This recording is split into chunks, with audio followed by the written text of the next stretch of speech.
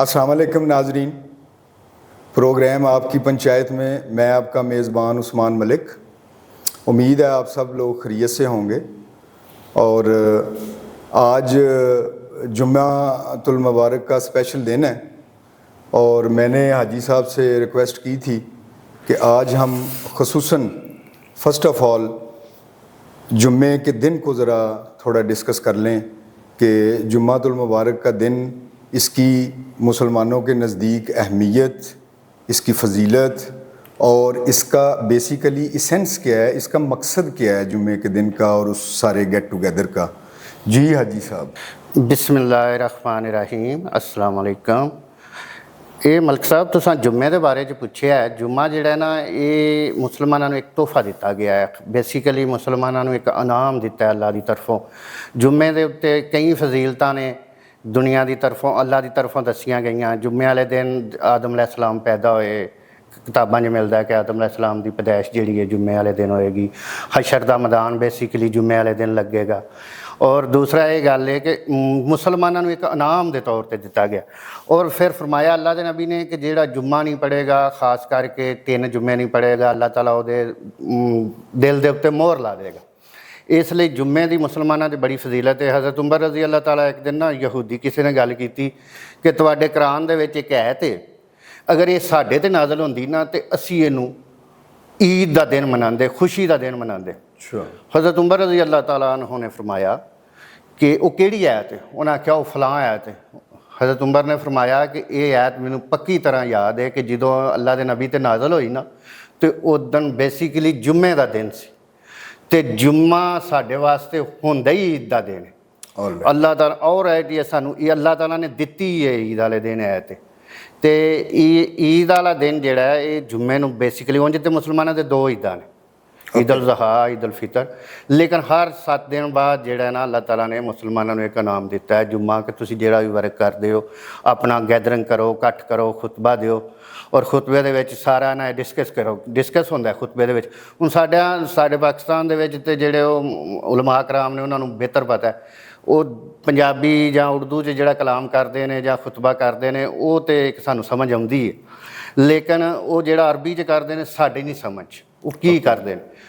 ये अरब लोगों को पता सी। अरब जिहड़े हन वो इस चीज़ नूं बिल्कुल अच्छे तरीके नाल समझदे हन। वो सऊदी अरब वाले जां कोई भी अरब है बेसिकली जिहड़ा भी खिता है अरब दा वो क्योंकि मजहब चूंकि जनरेट उत्थों होया है। जी बिल्कुल उत्थों जनरेट उत्थों दियां जिहड़ियां लोकल हुण दे टाइम तक जो चल रहा है सारा ट्रेंड चल रहा है। हाँ जी ठीक है, वो थोड़ा मतलब समझाओ इहदा कि इकट्ठ दा फिर कोई ज़रूरी मतलब भी है इहदे च कोई तुसीं जित्थों तक मैं समझिया या इहदे बारे च रिसर्च कीती है कि तुसीं अपनी ये छोटी जिहड़ी एक तुहाडी जामिया च गेट टुगेदर है वो गेट टुगेदर दे विच तुसीं अपने लोकल इशूज़ नूं भी डिस्कस करो जी। उस हवाले नाल थोड़ा दसो ना। जी जी बिल्कुल। गेट टुगेदर दा जरा एक होर मतलब भी सानूं जरा समझ आए। बेसिकली तो जुम्मे का कंटेंट ये कि जुम्मा जिहड़ा है ये मुसलमानों का जिहड़ा उलमा कराम ते जुम्मा पढ़ाना खुतबा देना जिहड़ा ना फर्ज ही नहीं। ओके, ये जिहड़ा हाँ जी बिल्कुल ये जिहड़ा अल्लाह के नबी मौजूद सन ना खुतबा देंदे हन जां जिहड़ा अमीर है ना जिहड़ा भी उस इलाके का अमीर है जां वो अमीर तो मतलब हुक्मरान जां लोकां नूं बलदियाती हुक्मरान चेयरमैन कह सकदे। जिवें तुसीं अपने सैटअप दे मुताबिक तुसीं यूनियन कौंसल है साडा सिस्टम है यूसी सिस्टम ਉਹਦਾ ਜਿਹੜਾ ਚੇਅਰਮੈਨ ਹੈ ਜਾਂ ਉਹਦਾ ਮੈਂਬਰ ਹੈ ਜਾਂ ਉਹਦਾ ਕਾਉਂਸਲਰ ਹੈ ਵਟਐਵਰ ਜੋ ਵੀ ਉਹਦਾ ਉਸ ਬੰਦੇ ਤੇ ਆਪਣੀ ਜਾਮਿਆਂ ਦੇ ਵਿੱਚ ਜੁਮੇ ਵਾਲਾ ਦਿਨ ਦਾ ਜਿਹੜਾ ਖੁਤਬਾ ਹੈ ਨਾ ਉਹਦੇ ਤੇ ਵਾਜਬ ਹੈ ਉਹਨੂੰ ਦੇਣਾ ਚਾਹੀਦਾ। ਅੱਛਾ, ਇਸਲਾਮ ਇਸ ਚੀਜ਼ ਨੂੰ ਮੱਦੇਨਜ਼ਰ ਰੱਖ ਕੇ ਆਂਦਾ ਹੈ ਕਿ ਉਹ ਮਸਲੇ ਹੀ ਡਿਸਕਸ ਕਰਨ ਵਾਸਤੇ जुम्मा बेसिकली अगर समझिया जाए ना नज़दीकी तो ਤੇ ਜਿਹੜੇ ਲੋਕਲ ਮਸਲੇ ਨੇ ਉਹਨਾਂ ਨੂੰ ਹੀ ਡਿਸਕਸ ਕੀਤਾ ਜਾਂਦਾ ਹੈ। ਜੁਮੇ ਦੇ ਵਿੱਚ ਤਕਰੀਰ ਕੀਤੀ ਜਾਂਦੀ ਹੈ, ਦੱਸਿਆ ਜਾਂਦਾ ਚਲੋ ਕੁਰਾਨ ਦੇ ਬਾਰੇ ਦੱਸਿਆ ਜਾਂਦਾ ਹੈ, ਹਦੀਸ ਦੇ ਬਾਰੇ ਉਹ ਅੱਛੀ ਗੱਲ, ਲੇਕਿਨ ਲੋਕਲ ਮਸਲੇ ਵੀ ਹੀ ਵਿੱਚ ਦੱਸੇ ਜਾਂਦੇ ਨੇ। ਕੋਈ ਵੀ ਖੁਤਬਾ ਜੋ ਤੁਹਾਡੇ ਰੋਜ਼ਮਰਾ ਦੇ ਗਲੀ ਮਹੱਲਿਆਂ ਦੇ ਮਸਾਇਲ ਨੇ ਉਹ ਖੁਤਬੇ ਦੇ ਵਿੱਚ ਉਹ ਜਿਹੜਾ ਨਾ ਉਹ ਬਿਆਨ ਕਰ ਸਕਦਾ ਹੈ। ਜਿਹੜਾ ਚੇਅਰਮੈਨ ਹੈ ਜਾਂ ਉਹ ਚੌਧਰੀ ਨਾਜ਼ਮ ਹੈ ਇਹ ਉਂਝ ਉਤਲੇ ਲੈਵਲ 'ਤੇ ਜਾਓ ਅਤੇ ਗਵਰਨਰ ਲੈਵਲ 'ਤੇ ਜੁਮੇ ਦਾ ਇਕੱਠ ਬੇਸਿਕਲੀ ਮਲਿਕ ਸਾਹਿਬ ਹਰ ਮਸਜਿਦ 'ਚ ਹੋਣਾ ਹੀ ਨਹੀਂ ਚਾਹੀਦਾ। ਹੁਣ तो हर मस्जिद जुम्मे का इकट्ठ होंदा है। मैं वखरा जुम्मा लैके बैठा ਦੂਸਰਾ ਵੱਖਰਾ ਜੁਮਾ ਲੈ ਕੇ ਬੈਠਾ ਹੈ, ਫਿਰਕਾ ਵਾਰੀਅਤ ਤੇ ਲੈ ਕੇ ਗੱਲਾਂ ਪਈਆਂ ਹੁੰਦੀਆਂ ਨੇ, ਕੋਈ ਦੂਸਰੇ ਗੱਲਾਂ ਵੀ ਕਰਦੇ ਨੇ। ਲੇਕਿਨ ਬੇਸਿਕਲੀ ਅਸੀਂ ਨਹੀਂ ਕਹਿੰਦੇ ਚਲੋ ਜੀ ਉਹਨਾਂ ਦੇ ਸਾਰਿਆਂ ਦੇ ਆਪਣੇ ਆਪਣੇ ਮਾਮਲੇ ਨੇ, ਲੇਕਿਨ ਗੱਲ ਇਹ ਵੇ ਕਿ ਜੁਮਾ ਬੇਸਿਕਲੀ ਇੱਕ ਹੀ ਬੰਦੇ ਨੂੰ ਔਰ ਪੂਰੇ ਪਿੰਡ ਦੇ ਵਿੱਚ ਇੱਕ ਹੀ ਵੱਡੀ ਜਾਮਿਆ ਮਸਜਿਦ ਹੋਣੀ ਚਾਹੀਦੀ ਹੈ ਜਿਹਦੇ ਵਿੱਚ ਬੇਸਿਕਲੀ ਸਾਰੇ ਲੋਕ ਇਕੱਠੇ ਹੋ ਜਾਣ। ਅੱਛਾ। ਔਰ ਜੁਮੇ ਦੇ ਵਿੱਚ ਇਕੱਠੇ ਹੋ ਜਾਣ, ਔਰ ਜਿਹੜਾ ਉਸ ਇਲਾਕੇ ਦਾ ਚੇਅਰਮੈਨ ਹੈ ਜਾਂ ਯੂਸੀ ਦਾ, ਕਿਉਂਕਿ ਚੇਅਰਮੈਨ ਜਾਂ ਯੂਸੀ ਦੇ ਬੰਦੇ ਨੂੰ ਤੁਸੀਂ ਉਹਨੂੰ ਹੀ ਮੁੰਤਖਬ ਕਰ ਦਿਓ ਜਿਹੜਾ ਤੁਹਾਨੂੰ ਚੰਗਾ ਲੱਗਦਾ। ਬਿਲਕੁਲ ਠੀਕ। ਤੇ ਉਹਦੇ 'ਚ ਇੰਨਾ ਕੰਟੈਂਟ ਹੋਣਾ ਚਾਹੀਦਾ ਹੈ ਕਿ ਉਹ ਜੁਮੇ ਦਾ ਖੁਤਬਾ ਦੇ ਸਕੇ, ਔਰ ਜੁਮੇ ਦਾ ਖੁਤਬਾ ਦੇਗਾ ਤੇ ਲੋਕਾਂ ਨੂੰ ਪਤਾ ਲੱਗੇਗਾ, ਉਹ ਦੱਸੇਗਾ, ਮਸਲੇ ਵੀ ਵਿੱਚ ਦੱਸੇਗਾ। ਉਹਦੇ 'ਚ ਇਹ ਟੈਲੈਂਟ ਹੈ, ਇਹ ਟੈਲੈਂਟ ਹੈ। ਔਰ ਉਹਨੂੰ ਇਸਲਾਮੀ ਹਿਸਟਰੀ ਦਾ ਵੀ ਪਤਾ ਹੋਣਾ ਚਾਹੀਦਾ, ਉਹਨੂੰ ਲੋਕਲ ਹਿਸਟਰੀ ਦਾ ਵੀ ਪਤਾ ਹੋਣਾ ਚਾਹੀਦਾ, ਦੁਨੀਆ ਦੇ ਮਸੈਲਾਂ ਦਾ ਵੀ ਪਤਾ ਹੋਣਾ ਚਾਹੀਦਾ। ਬੇਸਿਕਲੀ ਜੁਮੇ ਦਾ ਜਿਹੜਾ ਨਾ, ਜਾਂ ਗਵਰਨਰ, ਉਸ ਵਕਤ ਗਵਰਨਰ ਦਿੰਦੇ ਹੁੰਦੇ ਸਨ ਜਿਹੜੇ ਜਿਹੜੇ ਇਲਾਕੇ 'ਚ ਹੁੰਦੇ ਸਨ, ਜਦੋਂ ਇਸਲਾਮੀ ਰਿਆਸਤ ਵੱਡੀ ਹੋ ਗਈ, ਬਿਲਕੁਲ ਉਹ ਜਿਹੜੇ ਇਲਾਕੇ 'ਚ ਗਵਰਨਰ ਹੁੰਦਾ ਸੀ ਜੁਮਾ ਉਹ ਪੜ੍ਹਾਉਂਦਾ ਸੀ। ਹੁਣ ਬੇਸਿਕਲੀ ਗਵਰਨਰ ਜਿਹੜੇ ਨੇ ਉਹ ਸਾਡੇ ਸੂਬੇ ਦੇ ਵਿੱਚ ਸਿਰਫ ਇੱਕ ਹੈ। ਬਿਲਕੁਲ ਠੀਕ। ਤੇ ਉਹ ਗਵਰਨਰ ਤੇ ਸਾਰਿਆਂ ਨੂੰ ਪੜ੍ਹਾ ਸਕਦੇ, ਲੇਕਿਨ ਪਿੰਡਾਂ ਸ਼ਹਿਰਾਂ ਦੀ ਪਾਪੂਲੇਸ਼ਨ ਬਹੁਤ ਜ਼ਿਆਦਾ ਹੋ ਗਈ। ਇਹਦੇ ਵਿੱਚ ਉਹਨੂੰ ਯੂਸੀ ਲੈਵਲ ਤੇ ਤੁਸੀਂ ਕਹਿ ਸਕਦੇ ਹੋ, ਜਿਹੜਾ ਤੁਹਾਡਾ ਚੇਅਰਮੈਨ ਹੈ, ਲੰਬੜਦਾਰ ਹੈ ਜਾਂ ਕੋਈ ਹੋਰ ਹੈ, ਮਲਕ ਸਾਹਿਬ, ਉਹਨੂੰ ਹੀ ਬੇਸਿਕਲੀ ਜੁਮਾ ਦੇ ਖੁਤਬਾ ਜਿਹੜਾ ਨਾ ਉਹ ਦੇਣਾ ਚਾਹੀਦਾ।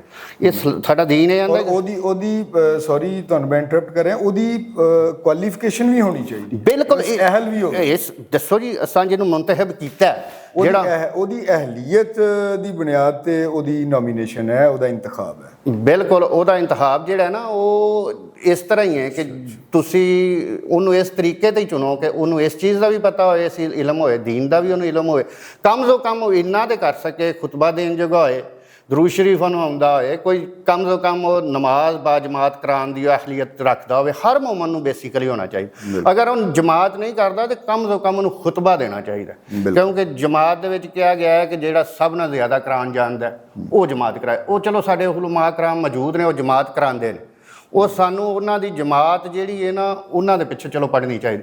ਲੇਕਿਨ ਖੁਤਬਾ ਸਾਨੂੰ ਜਿਹੜਾ ਨਾ ਉਹ ਜਿਹੜਾ ਇਲਾਕੇ ਦਾ ਚੇਅਰਮੈਨ ਹੈ ਜਾਂ ਉਹ ਮੈਂਬਰ ਹੈ ਜਾਂ ਯੂਸੀ ਦਾ ਨਾਜ਼ਮ ਹੈ ਨਾ, ਉਹਨੂੰ ਹੀ ਦੇਣਾ ਚਾਹੀਦਾ।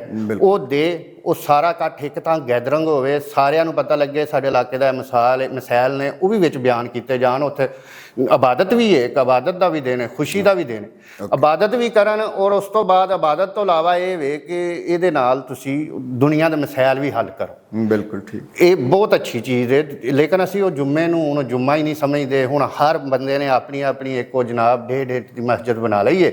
ਉਹ ਜਿੱਥੇ ਜੁਮਾ ਚਾਹੇ 10 ਬੰਦੇ ਨੇ ਚਾਹੇ 20 ਬੰਦੇ ਨੇ, ਕਿ ਹਰ ਬੰਦੇ ਨੂੰ ਗੱਲ ਵੱਖਰੀ ਵੱਖਰੀ ਲੱਭਣੀ ਹੈ। ਬੇਸਿਕਲੀ ਉਹਨਾਂ ਨੂੰ ਇਹ ਗੱਲ ਨਹੀਂ ਲੱਭਣੀ ਕਿ ਕੀ ਗੱਲ ਹੈ। ਹਰ ਬੰਦੇ ਨੂੰ ਜਦੋਂ ਗੱਲ ਵੱਖਰੀ ਵੱਖਰੀ ਲੱਭਣੀ ਹੈ ਨਾ, ਇੱਕ ਥਾਂ ਗੈਦਰਿੰਗ ਹੋਏਗੀ ਤੇ ਹਰ ਬੰਦੇ ਦੇ ਮਾਈਂਡ 'ਚ ਹੋਏਗੀ ਕਿ ਅੱਜ ਅਸਾਂ ਇਹ ਮਸਲੇ ਨੂੰ ਡਿਸਕਸ ਕੀਤਾ ਹੈ, ਬਿਲਕੁਲ ਸੁਬਹ ਅਸਾਂ ਇਹ ਮਸਲਾ ਹੱਲ ਕਰਨਾ ਹੈ, ਜਾਂ ਸਾਡੇ ਇਲਾਕੇ 'ਚ ਇਹ ਮਸਲਾ ਹੈ ਜਾਂ ਇਹ ਹੱਲ ਕਰਨਾ ਹੈ। ਵੇਖੋ ਜੀ, ਖੁਤਬੇ 'ਚ ਵਿੱਚ ਇਹ ਹੀ ਹੈ। ਬਿਲਕੁਲ ਠੀਕ। ਖੁਤਬਾ ਜਿਹੜਾ ਅਸੀਂ ਹੁਣ ਪੰਜਾਬੀ 'ਚ ਜਾਂ ਉਰਦੂ 'ਚ ਦਿੰਦੇ ਹਾਂ, ਉਹ 'ਚ ਕਿੱਸੇ ਕਹਾਣੀਆਂ ਹੀ ਸੁਣਾਉਂਦੇ ਹਾਂ। ਕਮ ਬੰਦੇ ਨੇ ਜਿਹੜੇ ਹਦੀਸ ਨੂੰ ਹੁਣ ਦੱਸੋ ਜੀ, ਕਿੱਸੇ ਕਹਾਣੀਆਂ ਜ਼ਿਆਦਾਤਰ ਮਸਜਿਦਾਂ ਦੇ ਵਿੱਚ ਤੁਸੀਂ ਜਿਹੜੇ ਨਾ ਵੇਖੋਗੇ ਕਿੱਸੇ ਕਹਾਣੀ। ਮੈਂ ਜਿਹੜਾ ਬਿਹਤਰ ਹਾਲ 'ਚ ਸਮਝਦਾ ਨਾ ਕਿ ਇੱਕ ਹੀ ਮਸਜਿਦ ਦੇ ਵਿੱਚ ਜੁਮਾ, ਹਰ ਜੁਮਾ ਜਿਹੜਾ ਨਾ ਜਾਮਿਆ ਮਸਜਿਦ 'ਚ ਹੋਣਾ ਚਾਹੀਦਾ। ਮਸਜਿਦ ਬੇਸਿਕਲੀ ਹੁਣ ਸਾਡੀ ਮਸਜਿਦਾਂ ਨਹੀਂ ਨਾ ਖੁੱਲੀਆਂ ਬੰਦ। ਇਹ ਹਾਜੀ ਸਾਹਿਬ, ਇਹ ਤੇ ਬੜਾ ਜ਼ਬਰਦਸਤ ਜਿਹੜਾ ਹੈ ਉਹ ਇੱਕ ਡੈਮੋਕ੍ਰੈਟਿਕ ਪਲੇਟਫਾਰਮ ਵੀ ਹੈ ਜਿਹੜਾ ਇਸਲਾਮ ਨੇ ਦਿੱਤਾ ਹੈ ਲੋਕਾਂ ਨੂੰ। ਔਰ ਬੇਸਿਕਲੀ ਅਸੀਂ ਲੋਕ ਉਹਦਾ ਇਸਤੇਮਾਲ ਨਹੀਂ ਕਰ ਰਹੇ। ਉਹ ਸਾਡੇ ਲੋਕਾਂ ਦੇ ਵਿੱਚ ਤਕਸੀਮ ਬਹੁਤ ਜ਼ਿਆਦਾ ਹੈ, ਹਰ ਲਿਹਾਜ਼ ਨਾਲ। ਕੋਈ ਜ਼ਾਤ ਪਾਤ ਦੀ ਤਕਸੀਮ ਹੈ, ਕੋਈ ਇਲਾਕਾਈ ਤਕਸੀਮ ਹੈ, ਕੋਈ ਜ਼ਬਾਨ ਦੀ ਤਕਸੀਮ ਹੈ, ਕੋਈ ਫਿਰਕਾਬੰਦੀ ਦੀ ਤਕਸੀਮ ਹੈ। ਉਹ ਤਕਸੀਮਾਂ ਦੀ ਵਜ੍ਹਾ ਤੋਂ ਆ ਇੱਕ ਬੜਾ ਬੇਸਿਕ ਪ੍ਰੋਪਰ ਪਲੇਟਫਾਰਮ ਜਿਹੜਾ ਕਿ ਡੈਵੋਲੂਸ਼ਨ ਆਫ ਪਾਵਰ ਹੈ, ਨੀਚੇ ਤੱਕ ਯੂਨੀਅਨ ਕਾਉਂਸਲ ਲੈਵਲ ਤੱਕ ਲੋਕਾਂ ਦੇ ਇਸ਼ੂਜ਼ ਨੂੰ ਫਸਟ ਹੈਂਡਲਲੀ ਡੀਲ ਕਰਨ ਵਾਸਤੇ ਇਹ ਪਲੇਟਫਾਰਮ ਮੌਜੂਦ ਹੈ, ਜਿਹਦੀ ਅਸੀਂ ਪ੍ਰੋਪਰ ਯੂਟਿਲਾਈਜੇਸ਼ਨ ਨਹੀਂ ਕਰ ਰਹੇ।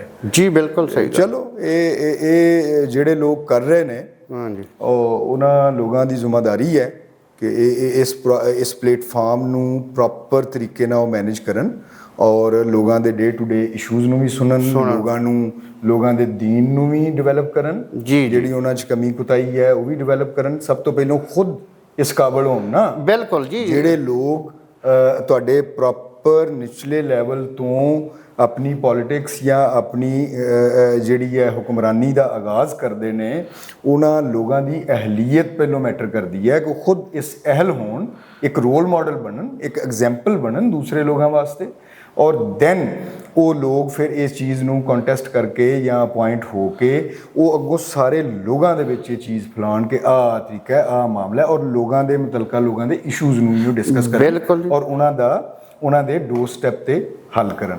जी उम्मीद है नाजरीन अपना अपना पॉइंट ऑफ व्यू है। हाजी साहब चूँकि काफ़ी ज़्यादा इनका बैकग्राउंड है इस्लामिक नॉलेज में और इनका एक अपना पॉइंट ऑफ व्यू है, और इन्होंने सऊदी अरब में भी काफ़ी ज़्यादा टाइम गुजारा हुआ है, वहाँ की भी फ़र्स्ट हैंडली ये सारी चीज़ों के आए विटनेस हैं। तो उम्मीद है आपको ये सेगमेंट पसंद आया होगा, और आपसे रिक्वेस्ट है हमारे चैनल को सब्सक्राइब कर दें, लाइक कर दें, अपने दोस्तों में, फ्रेंड्स में शेयर कर दें, ताकि हमारा ये प्लेटफॉर्म आप लोगों के लिए मज़ीद अच्छे अच्छे आइडियाज़, मज़ीद अच्छे अच्छे टॉपिक्स जो कि एक सोसाइटी के बिल्कुल रूट्स में जाके उनके मामलात को देखे, समझे और उनका कोई सलूशन पेश करे। जी शुक्रिया जी, खुदा हाफिज़ नाजरीन। नाजरीन अल्लाह के हवाले, रब रखा।